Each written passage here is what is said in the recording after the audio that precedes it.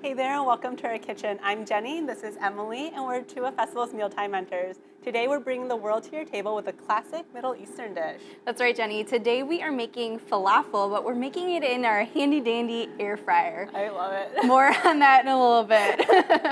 So, should we talk a little bit about what falafel is? Yeah, I suppose we should do that. So falafel is a popular dish that's found throughout the Middle East, and it's typically made with chickpeas or garbanzo beans and then all kinds of different fresh herbs and flavors. Yeah, and it's traditionally deep fried, but we're going to lighten it up a little bit and use the air fryer. You could also just bake it in the oven. Yes.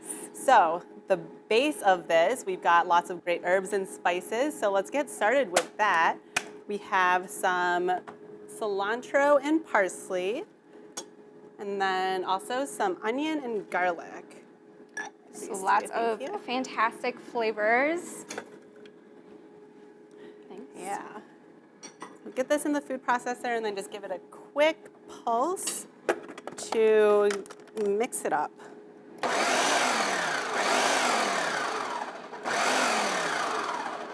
right. Already smells fabulous. All right, so the next ingredient that we're gonna add is kind of our star of the show. It's gonna be those garbanzo beans or chickpeas. And today what we're using is actually a dried form of it that we've soaked overnight in a little bit of water. We actually don't recommend using the canned version in this recipe just because it is a little bit, it has a little bit too much moisture for everything in this recipe. Yeah. You could also Do a quick soak with it. Quick soak, yes.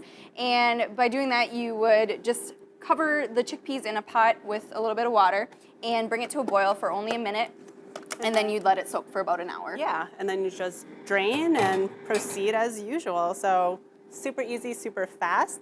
So we've got our chickpeas in here. Oops, I forgot the spices. Can't forget that. Can't forget those. All the great flavors there. So we've got some cumin and cardamom, coriander, and cayenne.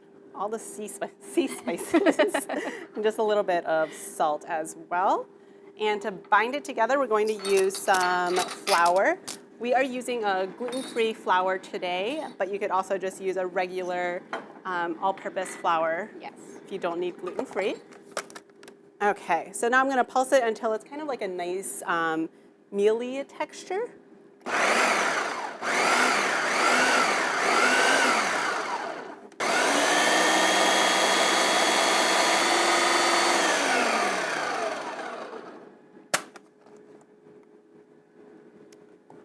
Looks pretty good. Okay, so let's get this into our bowl. This for you. Thank you. I know this is going to come out. There we go. I can take this. Thank you. I'll scrape the rest of it out of the bowl. So we're just looking for like a coarse texture. We don't want to over blend it so it turns into a paste. That's no good. Perfect. Thank you. All right, so now we're going to form these into our patties. So to do this, we're just going to take this mixture and form it into balls that are about 1.5 inches big, and then kind of flatten them into, well, little discs. So typically we would refrigerate this for about an hour to 2 hours just to let all of the flavors come together. But we're gonna kind of skip that step today because it is an optional step. Yep. And while Jenny's doing that, finishing that up, I'm going to talk about our air fryer. So this is a kind of new gadget to me, and I think Jenny as well. But if you're not familiar, it's kind of like a convection oven that sits on your countertop.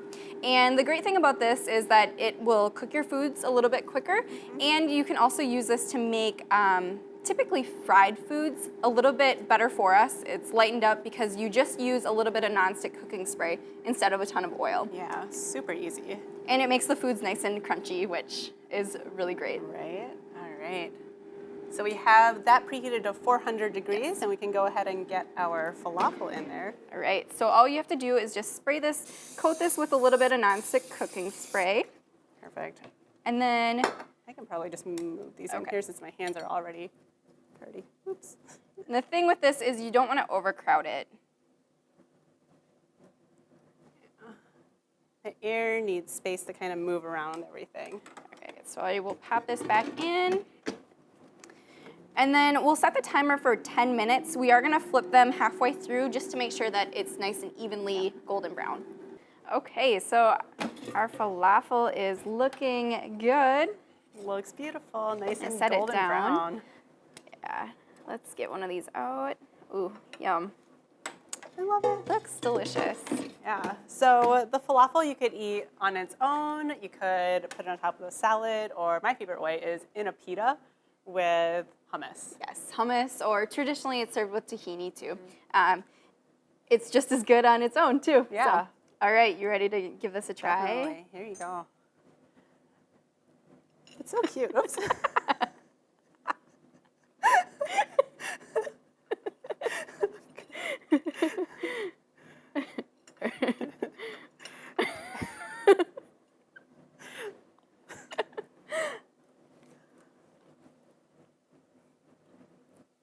It's really good. It's really good, yeah. It's like nice and moist, but it's still really fluffy and kind of crispy on the Crunchy. outside. Great. Delicious. Well, we hope you give this fabulous falafel recipe a try. And for more recipes and resources from your mealtime mentors, visit fastfoods.com.